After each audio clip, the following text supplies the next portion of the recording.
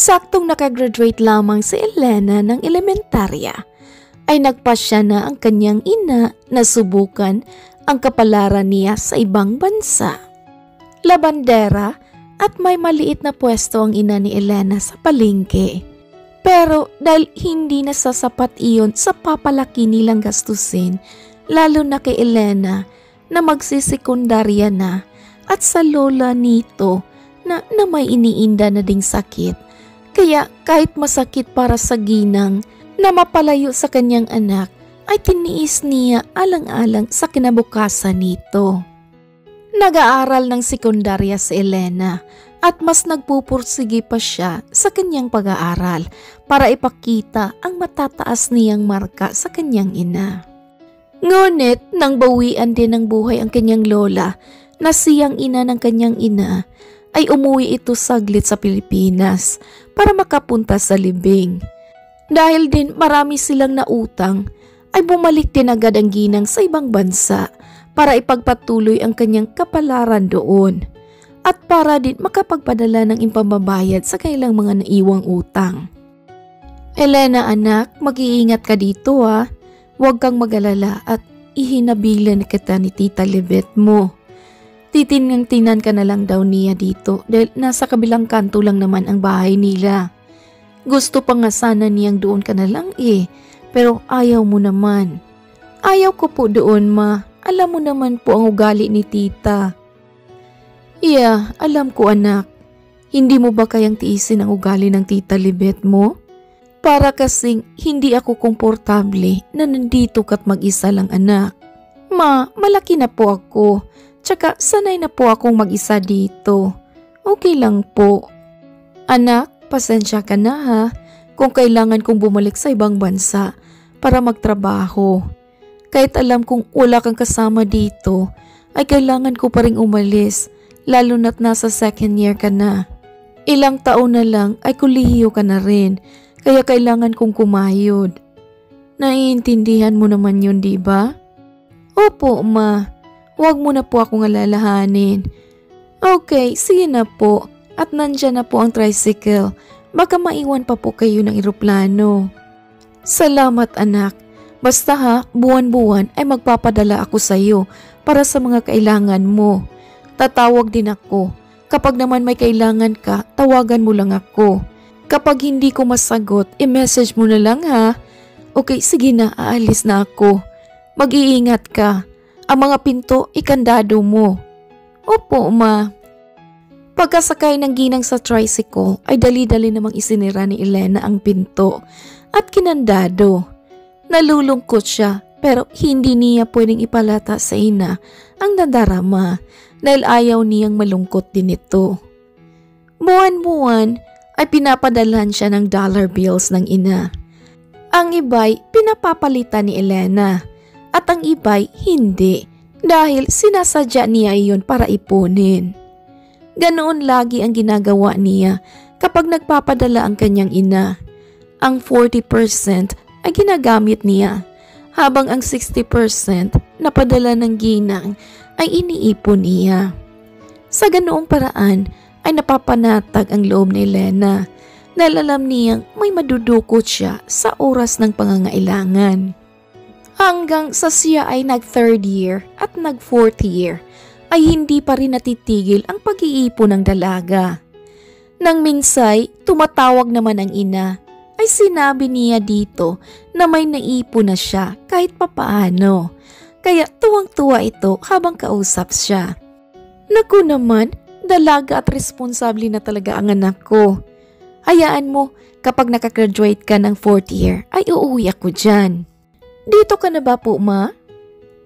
Sa tanong na iyon ni Elena ay hindi agad nakapagsalita ang ginang. Kaya doon pa lang ay nakuha na ng dalaga ang sagot nito sa tanong niya. It's okay, naiintindihan ko po ma. Okay lang po. Anak, alam kong sinadya mong mag-ipon para kapag nakagraduate ka na ng high school ay dyan na ako mananatili. Pero hindi pa rin sasapat yan anak para sa pangkulihiyo mo. Kailangan ko pa rin kumayod para sa iyo. Naiintindihan ko po ma. Huwag nang sasama ang loob mo ha. O sige na, mag-aral ka na dyan at matulog ka pagkatapos. Magpapahinga na rin ako dito at medyo masakit na ang katawan ko sa trabaho. I love you anak. Good night. Hindi na iyon sinagot pa ni Elena at pinatay na ang linya. Hindi na rin siya nagbigla sa naging sagot ng ina dahil alam niyang trabaho talaga ang prioridad nito. Kaya walang araw na hindi niya hiniling na pabilisin ang oras para makagraduate na siya at makauwi na ang ina. Pero habang papalapit ng papalapit ang kanilang graduation, ay ang masamang balita namang dumating dahil nalaman niya sa mismong amo ng ina sa ibang bansa na wala na itong buhay. Natulog lamang daw ito at hindi na nagising. 1 linggo ang lumipas at nasa Pinas na ang patay na katawan ng ginang at inilibing agad. Labis-labis ang lungkot ni Elena kaya kahit graduation na nila sa susunod na 2 linggo ay hindi siya naging masaya. Ngunit kahit ganoon pa man, pinilit pa rin ng dalaga na lumaban sa buhay. Minsan iniisip niya na baka nabuhay lang talaga siya para mag-isa. Dahil bata pa lamang siya, wala na siyang nakilalang ama. Namatay din ang kanyang lola at ngayon sumunod din ang kanyang ina. Pinilit niyang gawing normal ang kanyang buhay at pinasok ang iba't ibang racket para madagdagan ang ipon niya. Nang huling binilang niya kasi ang naipon niyang dollar bills ay nasa $100 pa lamang iyon at kulang na kulang pa sa buong 4 na taon sa kolehiyo at sa iba pang panggasto sa araw-araw. Hanggang isang araw, habang pauwi na galing sa isa niyang racket, sa may malapit ay nakita niya ang isang lalaking parang may katandaan na.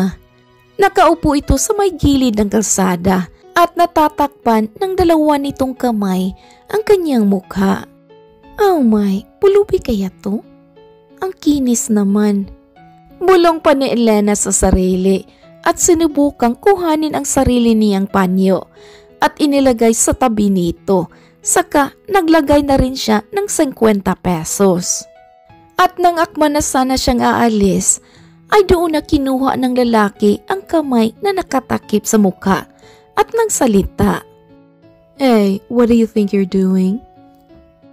Napalingo naman ang dalaga at bahagya pang nagulat dahil sa accent at sa mukha nito'y doon pa lang niya nalaman na isang Amerikano pala ang kaharap niya.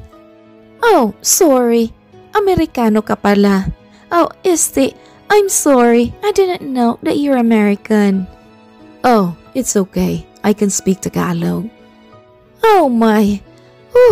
Akala ko pa naman uuwi akong duguan ang ilong ko eh. Taga rito ka? Nope, I'm originally from America. Huh? So, anong ginagawa mo dito? Tsaka, bakit nakakaintindi ka ng Tagalog? Bakit marunong kang magsalita ng Tagalog? My girlfriend taught me how to speak Tagalog. Nasaan na siya ngayon? Oh, wait. Teka, uupo na muna ako dito sa tabi mo. Nagugutom ka ba? Gusto mo nang maiinom? No thanks, I'm good. Okay, so bakit ka nga napunta dito? At nasaan ang girlfriend mo? Well, Sheila and I were 4 years in a relationship to be exact. Tinuruan niya akong magtagalog dahil gusto niya kapag nandito na ako sa Pilipinas at makita ko na ang mga magulang at ibang relatives niya, ay fluent na ako at walang language barrier sa pagitan naming lahat. She taught me well and I've learned a lot from her. That's why sobra-sobra ko siyang mahal. On our 4-year anniversary, I decided to meet her and her family. I was ready. I am ready. Pagdating ko dito, everything went well. We had fun. Her family loves me. She loves me. Or should I say, she just loved my money. Ang pagpunta ko kasi dito, aside sa gusto ko na silang ma-meet personally, I wanna propose to Sheila. Ginawa ko ang lahat ng gusto niya. Travels, party, shopping, gimmick, and all. Pero nang maubos ang perang dala ko, iniwan niya ako bigla. At nalaman ko rin na may boyfriend pala siya. At ang malala, alam iyon ng mga family niya. Pero pinagtatakpan lang nila si Sheila dahil sa pera. And that's when I realized na hindi niya ako minahal. Minahal niya lang ang pera ko. At nang wala na akong maibigay sa kanya, pinabayaan niya na lang ako. Mahabang salaysay nito na agad nagpalungkot sa dalaga. So in other words, ginamit ka lang niya? Yup, that's the right words for that. Ginamit niya lang ako. Kaya heto na ako ngayon. Hopeless and homeless. Hindi mo ba sinubukang humingi ng tulong?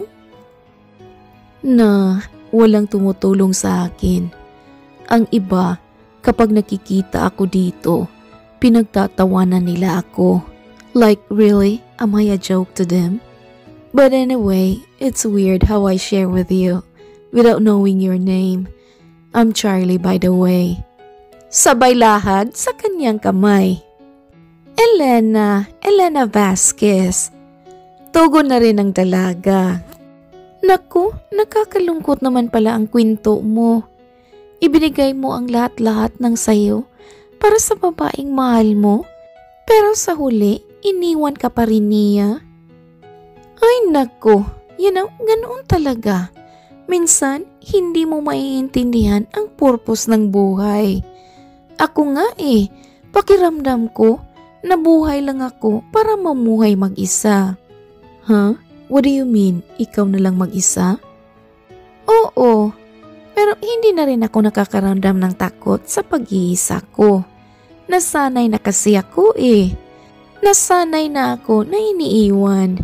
Pero at least nandito ako sa teritoryo ko, kaya hindi ko kailangang matakot. Ikaw kasi, hindi mo ito teritoryo kaya ramdam ko ang takot dyan sa kaloob-looban mo. Kahit pa marunong kang magtagalog at nakakaintindi ka ng salita namin. Yup, that's right Elena. That's why I'm feeling hopeless now. Nope, hindi Mali ka dyan. May pag-asa pa. Hanggat may buhay, may pag-asa pa. So, gusto mo bang makauwi sa inyo, sa Amerika? Yup, I would love to, pero wala na akong pera. Agad namang sumagi sa isip ng dalaga ang naipon niyang pera. Kaya kahit alam niyang gagamitin niya iyon para sa pangkolehiyo niya mas pinili pa rin niyang ialok iyon kay Charlie. Charlie, makakauwi ka kaya kung $100 lang ang pera mo? I think so. Why? Well, may naipon kasi akong dollar bills at sa huling bilang ko nasa $100 lang yun. Ibibigay ko na lang sa iyo para makapunta ka sa US Embassy at makauwi na. Hindi agad nakapagsalita si Charlie ng mga sandaling iyon. Hindi niya kasi lubos na aakalain na ang babaeng ngayon pa lamang niya nakilala ay walang pagdadalawang isip na magbigay ng pera para matulungan siya. Really? You're willing to give me your last money? Oo naman, may mga extra naman akong pinagkikitaan kaya hindi ako mawawalan. Kaso, hindi nga lang iyon masyadong kalakihan, pero sana makatulong sa iyo. Gusto mo ba akong samahan para makuha mo na ang pera o babalikan na lang kita dito? Pagkasabi nooy, doon na napangiti si Charlie. Ang totoo'y, hindi naman talaga naubos ang pera niya. Sinadya niya lang magpanggap bilang isang homeless na Amerikano para mahanap ang tamang babae para sa kanya. At doon pa lang, ng mga sandaling iyon mismo, ay alam na ng binata na nakita niya na ang babaeng para sa kanya. Oh, bakit kang umingiti? I'm glad to see you smile. Oh, nothing. You're just amazing. Hindi ka lang maganda, mabait ka pa. In fact, I'm just a total stranger to you. Nagkikipag-usap dito mismo sa gilid ng kalsada pero hindi ka nagdalawang isip na ibigay ang perang pinag-ipunan mo. How kind of you, Elena. Bakit naman kasi hindi? Ang turo kasi ni Lola at ni Mama sa akin noon, kapag kaya kong tumulong at magbigay, gawin ko. At eto ngayon ang ginagawa ko sa iyo. Bakit? Ayaw mo ba sa $100? Oh no, hindi sa ganon. But that's yours, so keep it. Huh? So, paano ka makakauwi?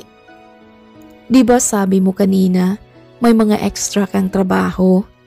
Pwede mo ba akong dalhin at papasukin dyan para makapag-ipon din ako at makauwi na sa Amerika?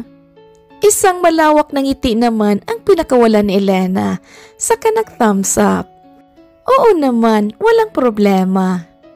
Iyon na nga agad ang nangyari.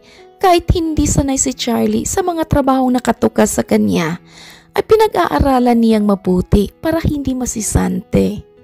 At habang patagal ng patagal ang pagsasama ng dalawa, ay parabang may nabubuong kuryente sa kanilang mga sistema. Kaya nang ilang buwan na din silang makakilala at napatunayan na ni Charlie na mabait at hindi kagaya ni Sheila si Elena, ay doon niya na sinabi dito ang totoo. Elena, I have something to tell you. But please, patapusin mo muna ako at huwag kang magagalit sa akin ha. Panimula pa ni Charlie na medyo kabado pa. Oh, bakit? Ano ba yun? Actually, the truth is, totoo naman talaga na pinuntahan ko si Sheila dito sa Pilipinas para mag-propose. At totoo din na nang sabihin ko sa kanya na wala na akong pera, ay pinaalis niya ako sa bahay nila at pinabayaan. Pero sinabi ko lang yun sa kanya para ma-reveal ko ang true colors niya dahil nahahalata ko kasi na lagi niyang focus ay pera. What? So, ibig sabihin, may pera ka talaga at hindi ka homeless and hopeless? Yup, I decided to do that para malaman ko agad ang tunay na kulay ng isang babae. Babaeng hinahanap ko. And when you came, doon ko nakita na kakaiba ka sa lahat. Hindi ka rin nag-hesitate na tulungan ako.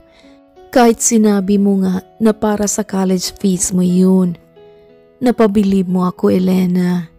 And I'm saying this dahil gusto kong malaman mo na gusto kita. Hindi lang basta-bastang gusto, kundi gustong makasama at mapangasawa. I may be a little bit older than you, but my feelings are true. What? Oh my goodness. Okay, Charlie, sige na, isang revelation na para isang pagkabigla na lang rin. Can you tell me who you really are? Doon na nga sinabi ni Charlie na siya ay nagmamay-ari ng malaking cow ranch sa Amerika. At may dalawa pa siyang malaking negosyo doon. Nanlaki naman ang dalawang mata ni Elena at medyo nahiya pa siya sa inalok niyang $100. Ngayong sobra-sobra pa pala ang pera ng lalaki. Hey, don't be shy. You're so amazing, Elena. And I love the whole you. Alam kong gusto mong mag-college at hindi kita pipigilan sa pangarap mo. But please, sumama ka sa akin sa Amerika at ako na ang bahala sa iyo. Sa sinabing iyon ni Charlie ay hindi agad nakapagdesisyon si Elena. Una, hindi siya sanay sa buhay Amerika. Pangalawa, ayaw niyang iwanan ang bahay ng kanyang yumaong lola. At pangatlo, kapag namimiss niya ang dalawang mahalagang babae sa buhay niya'y napakalayo na para siya'y dumalaw. Ngunit sa ilang araw at gaming pag-iisip ay oo pa rin ang huling sagot ng dalaga.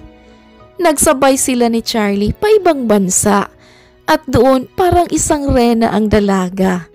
Doon na rin siya nagkolehiyo at nang matapos ay agad na rin silang nagpakasal. Kapag naman naiisip ni Elena na dumalaw sa Pinas ay sinamahan siya lagi ng asawang si Charlie. Pero nang magdalang tao na ito ay hindi na muna ito bumiyahe at mas lalo pang binibaby ni Charlie. Abot hanggang langit naman ang pasasalamat na Elena dahil kahit malungkot man ang pinagdaanan niya noon, napunta naman siya sa kamay ng asawang mabait, gwapo, responsable, mapagmahal na hubby, at soon to be a daddy. The end. Oh my goodness, napakagandang story naman ito. Naku, wow na wow talaga. Oh my goodness, basta Kulay TV, makulay talaga ang story. Alright, thank you to my co-author, Regine. Okay mga kakulay, if you enjoy, please like, comment, share, and subscribe. Thank you all my subscribers and listeners. This is Ethel McMiniman saying, bawat buhay ay may kulay. Thank you and take care. Daghan kayong salamat. See you sa next story. Oh my goodness, paus na naman si ako. Ay. Alright, see you next time.